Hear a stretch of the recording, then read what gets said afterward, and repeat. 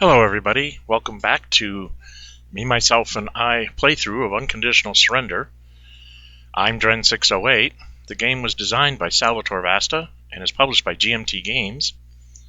When we last left off, September had ended with the British evacuating back into Great Britain from Calais, and we are now ready to start the October turn. And the first thing we will need to do is roll the weather. You'll see there's a couple of sortie markers in the cold zone and the mild zone. Those are because it was clear in June, and under the new weather rules, we have to add 1 to the October die roll.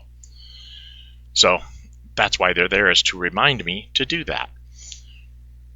If we go over to the player aid card and get to the place where we need to be, and we will start rolling weather. The cold zone is a 4, plus 1 is a 5.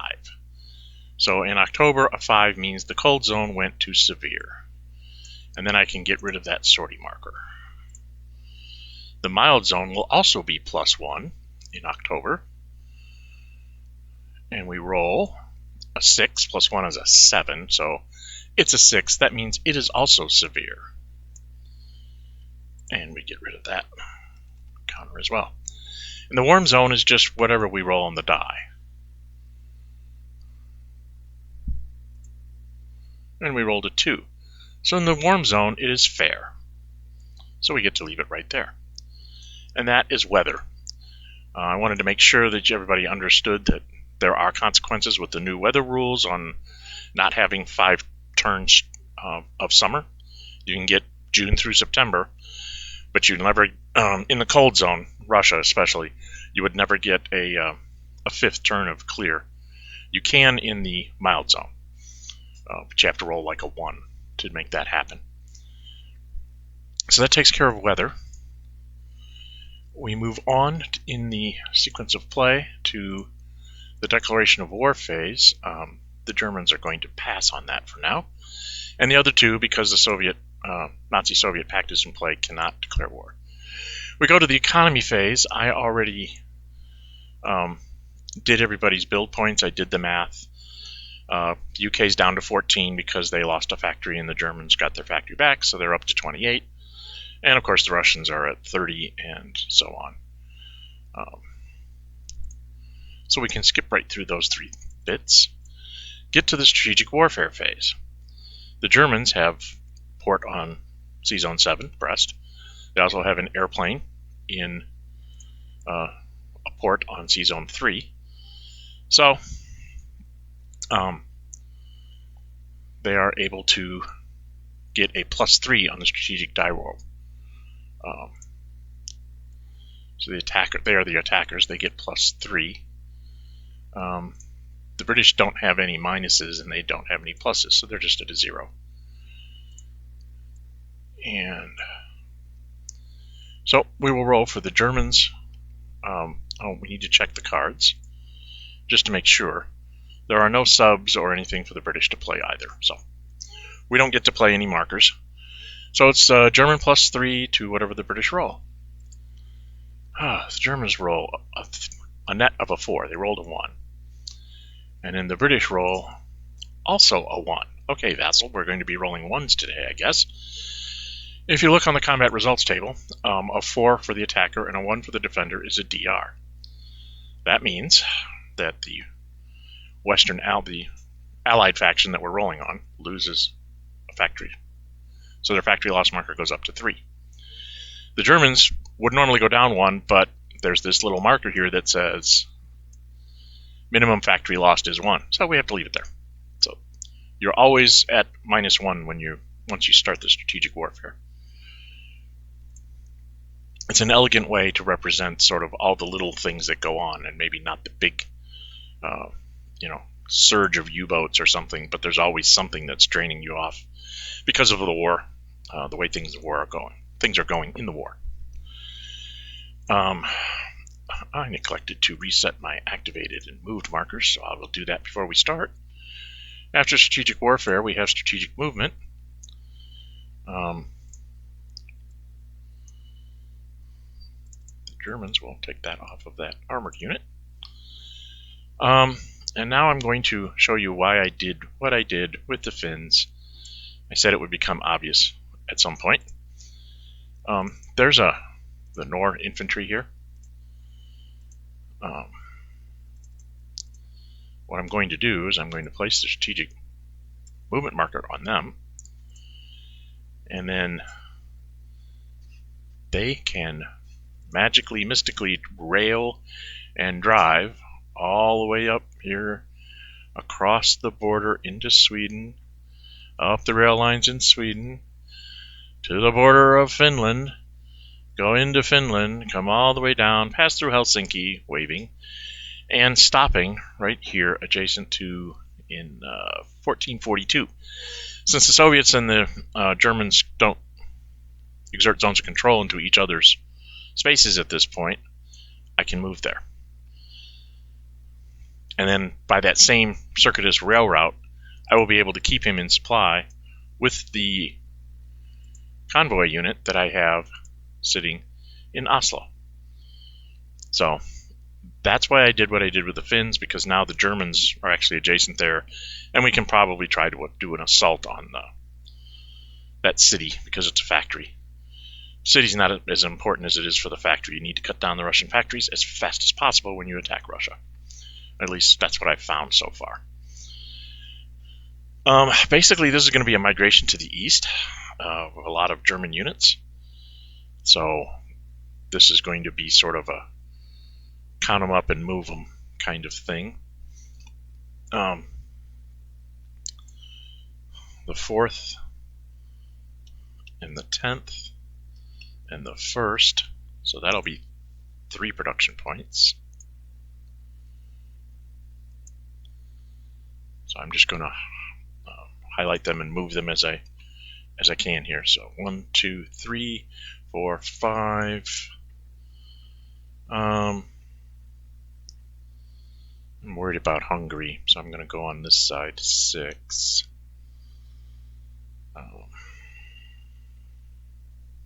Actually, no. 5. I'm going to keep heading east. 6, 7, 8. Get to the airplane. The 4th, is another one I paid for, is going to go 1, 2, 3, 4, 5, 6, 7, 8.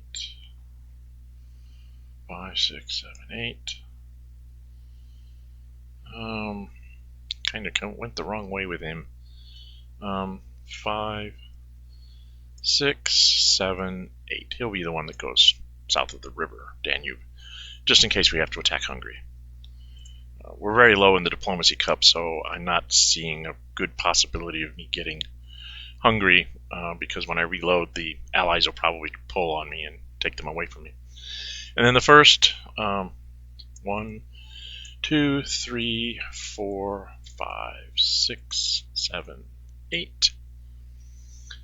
We're going to activate the 2 armored units, so that's going to be 4 more production points. Puts me down to 21. The 1st Panzer, 1, 2, 3, 4, 5, 6, 7, 8, 9, 10, 26, 24. 2nd Panzer will go 1, 2, 3, 4, 5, 6, 7, 8, 9, 10, taking this sort of more southerly route here. Looking around here, I'm going to need to leave 3 infantry units in the west because I took the one in Norway away. So that's going to be, I'm going to highlight them, highlight their hexes so I know the 3 that I'm going to leave, and then I can move the others. So I'm going to leave these 3 here. So I get to move. The 19th and the 2nd will move. So the 19th, again, 1, 2, 3, 4, 5, 6, 7, 8 Frankfurt. The second, I'll go 1, 2, 3, 4, 5, 6, 7, 8 south. West of Frankfurt, that's another production point, so I'm down to 19. I do have a couple garrisons to move, but I'm going to get the 6th out of the way first. 1, 2, 3, 4, 5, 6, 7, 8, 27, 21. That's another production point. So if we do a real quick count here, I have 3, 4, 5, 6, 7, 8, 9, 10. So I should be at 18. So I'm in the right place. Just want to kind of make sure I'm not missing anything.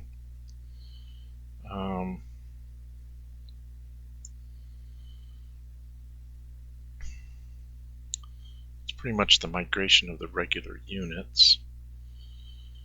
The 5th garrison, we'll go ahead and spend a point to move him.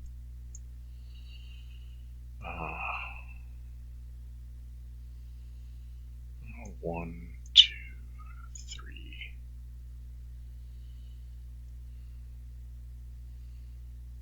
Four into Amsterdam. And we'll move the 4th garrison. 1, 2, 3, 4, 5, 6, 7, 8. He can move to just south of Harv on his way possibly to Cherbourg, or replace the infantry that's in Brest probably in the long run. So that's 2 more, so I'm down to 16. I have 3 airplanes to get sorties off of, and the convoy, which is 12. And if you look in my faction card, I have 13 and 14, so technically I can move 2 more units if I want to. I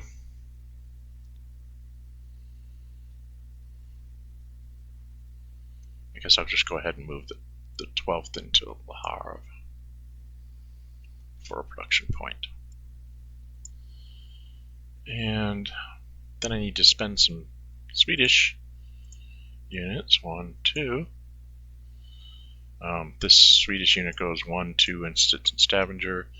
This Swedish unit's going to sit in Bergen. And activate those. That's their 2 build points for this turn.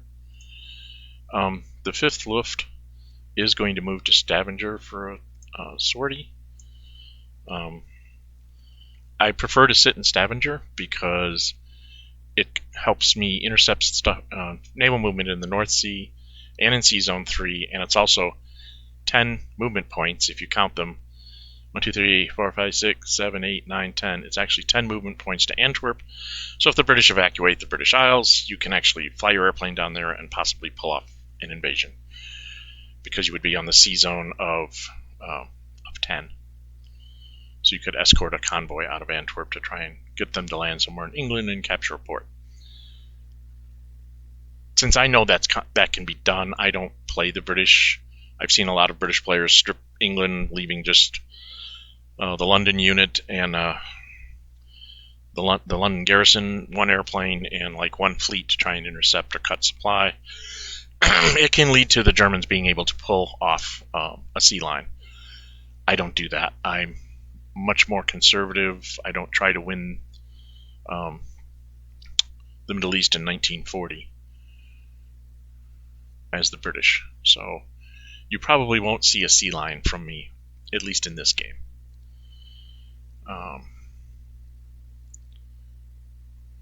I think that's all I really need to do right now. I don't need to move anything else. I suppose I could move the Romanians, since I have a build point for the Romanians.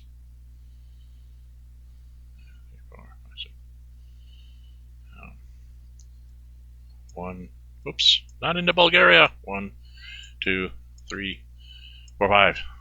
Into that nice defensible hex. And that's a Romanian production point.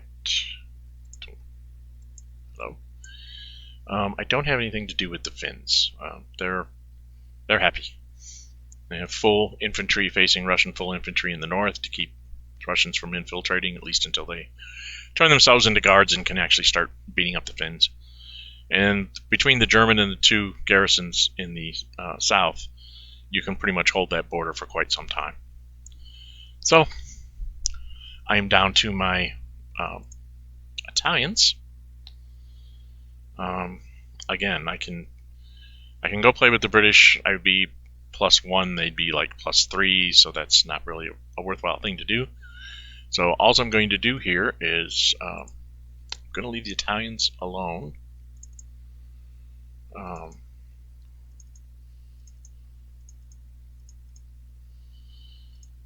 I've seen this done in other games, and I'm going to do this. I'm going to actually put like the convoy and the fleet out here in the sea zone adjacent to the port that they normally are in. I'm going to do that with the Italians too, because I tend to get my stuff messed up in stacking when I'm trying to go through the stacks. So this is just sort of a play convenience. They're not really at sea, they're in the port that they're adjacent to. So that's why I'm kind of doing what I'm doing here right now. It's something that when you're playing with Vassal like this, it's easy to do. It might be confusing if you did it in the actual board game. It really depends on the players. It's just that when you have a bunch of things in a stack in Vassal, sometimes you end up swapping positions of things, and that can be very bad if you end up with the wrong sortie mark on the wrong fleet, things like that. So I am running my supplies. The British are going to be even less next turn, so I am going to go ahead and run one supply here for the Italian. Oh, I did make a mistake last turn. The Italian, oh, I have this wrong. The Italian convoy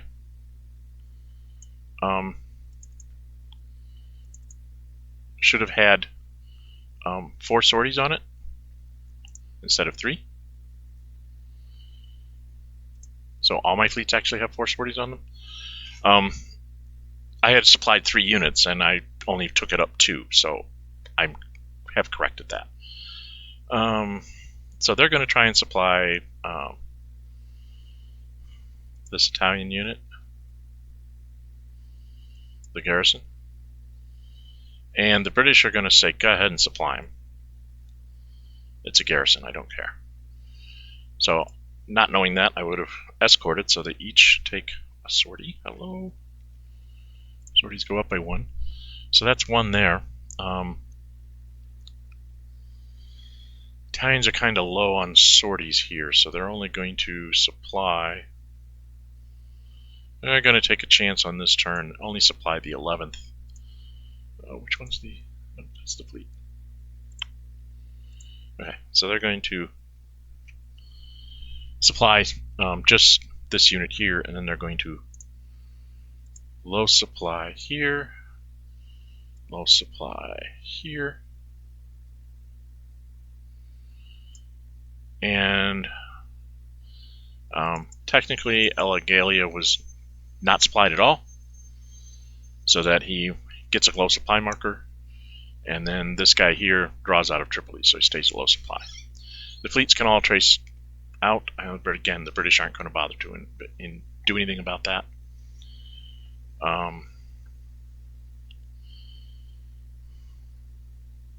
Trying to figure out 1, 2, 3, 4, 5, 6, 7, 8, 9, 10. I'm going to go ahead and move the Italian Air Force down here, take a sortie, and then I'll start taking things off. So I'm supplied. I forgot to move the airplane, kind of retconning myself here, because I kind of do theaters bit by bit. And everything is in supply, otherwise I've done... Oh, I have to go up here. I'm not going to supply... yeah, I guess I will. I'm going to supply both Now, I'm not going to supply the infantry unit. I'm going to let it draw slow supply from Finnish capital because I don't need it to be at full strength right now. But I am going to supply the airplane so I can try and get some of the sorties off. So, strategic movement-wise, I didn't see anything for the British or the things. So now we're to the Western operations phase. They really don't have a lot of anything to do. They can try and do an attack in the Med. They're very low on production points here. And I'm thinking it's going to get worse before it gets better, so I'm going to try and get my fleets and things all as well supplied as I can before I start any shenanigans in the Mediterranean. Because I do have 6 sorties on Force H, which is going to be very expensive for me to try and fix. So I'm not going to do anything with the British. I do have to do my supply here in the Med. It's my standard thing. 2 sorties on this one. Whoops, not 3. I keep this. 1 in Suez stays in low supply, the other 2 stay at full supply, and all the fleets stay at supply. So we're done with West. And Soviets don't have a thing to do. They're happy. There is no supply. We go to replacements. Axis is going to have a ton. So is the Brits. We'll be spending most of our production on trying to keep things alive here. Let's do the Italians first. They have 12, so first off they're going to do 3 on their airplanes because I keep forgetting to do my airplane.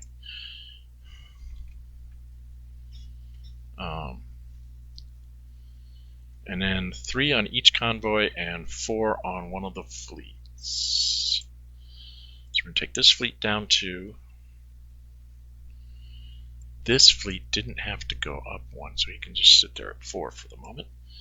And both convoys, I think that comes out right.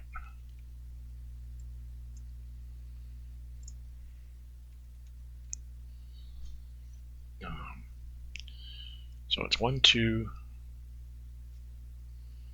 3. No, it isn't. 2, 3. I can't take the sortie. I'm going to take the sorties off of that. I'm off by when I have to get the Germans to start giving me a production point so I can clear these. So this convoy here will actually stay at 5 this turn because I can't do what I wanted to do. Okay, so that's the Italians. The Germans, they have airplanes to do, and the convoy. So the convoy is airplanes 3, 6, 9, 10, 11, 12. And I have 15. Ooh, I can't do them all. What am I not going to clear? I guess I'll leave the one in France. Take this one down to... I'll take this one down to... And I'll take the convoy down to 2. So that's 9. That leaves me at 16.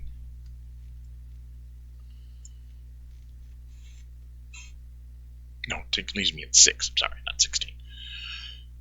And then I'm done. And then the West, they have 14, so they can do...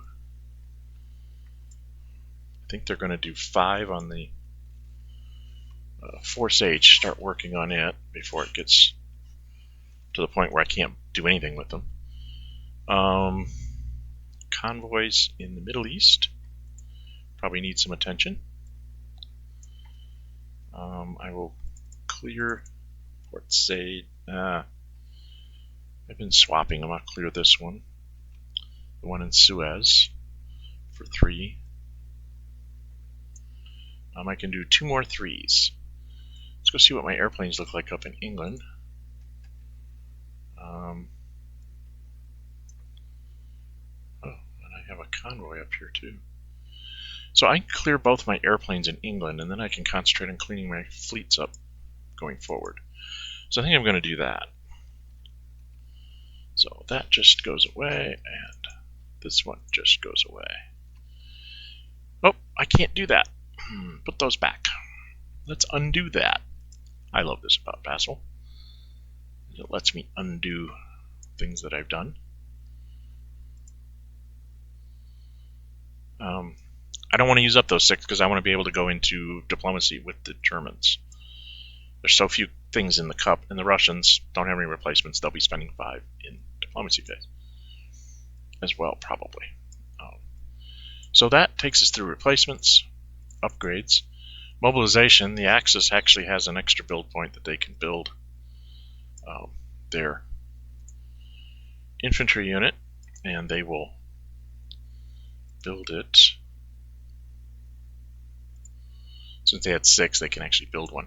And they have a real infantry unit to bring in, so they're going to go ahead and build it over here in Königsberg. And that's mobilization. Nobody else has anything. Diplomacy phase. Now the Axis has a real dilemma here. With all these, there's one no event, there's one political failure, and there's one pro-Axis marker in the cup. So there's a 1/3 chance that they could get a pro, but then they would definitely have to be loading the cup next turn. So they're going to take a chance now and go ahead and try and reload the cup. So they're going to spend their 5 and throw in a political success, and then they must throw in a no event. When we go to the west, that's the Germans' 5 points. When we go to the west, the British are going to spend 5, but now they have to. Now there's 2 chances of pulling something good and 1 chance of pulling a political failure. Political failure really wouldn't hurt the British that much because there's not a lot the Germans can actually place a marker in. It would take away my pro marker in Spain. But what I think I'm going to do is I'm going to play games here. We're going to also load the cup with a political success and a no event. And then we're going to ask the Russians to go ahead when they get to their turn and spend their 5, that they're actually just going to go ahead and pull a counter. That way they have a chance of getting one of the political successes they have, or taking the German one out. There's a 3 in 7 chance of them doing that, or they might pull a no event, or they might, worst thing they can do is pull the political failure.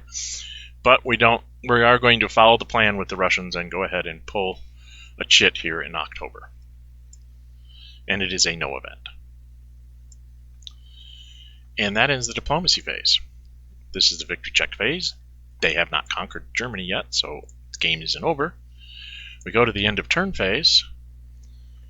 Turn track and the faction card up. See what we put in there. The Germans are going to get back their submarines. And they also get the 3rd Panzer. Goes into their mobilization box. And I just go ahead and flip him right away. So when I build him, I don't have to remember to flip him when I build him. And now we are at November. That was a nice quick turn. I might try to tack on November here. I'm going to take a quick pause and see how long this is run. Hi, I took a quick look. We were almost at a half an hour of my rambling and pushing counters around. So I am going to cut this here at this turn. Trying to keep the videos as, something that is digestible in small bits. When we get into Russia, we'll probably be doing half turns for every episode because there's just so much to move and do. So that is the October 1940 turn. This has been Dren608. Thanks for watching my video. If you find them entertaining and want to help me keep making them, I would appreciate you subscribing. I'm up to like 12 or 13 already, which is more than I ever expected to get. So I hope you all enjoy the show that I'm trying to put on, and I will see you next time.